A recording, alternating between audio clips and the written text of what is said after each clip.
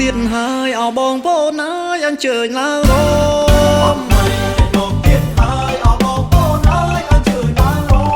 ខែចែកចូលឆ្នាំគុំចាំគេនោមសមឬមិនសមរំជុំខែមករាសមឬមិនសមរំជុំខែមករា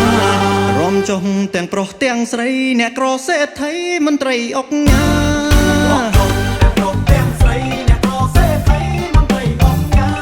អ្នកក្រុងអ្នកស្រែអ្នកថៃចំការ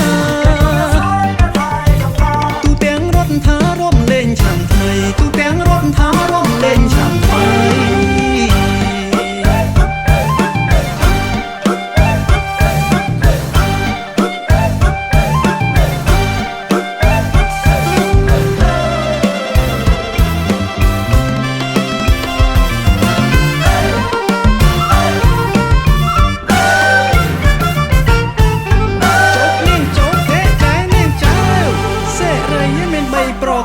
តាមក្បួនដំរានៅដែលចាស់ចាចងព្រឹកនៅលើមុខថ្ងៃលើទ្រូងបងថាប្រលប់នួនល្អងនៅនឹងបាទា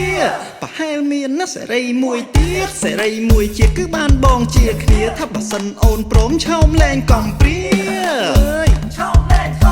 បានបងធានាថាសេរីរ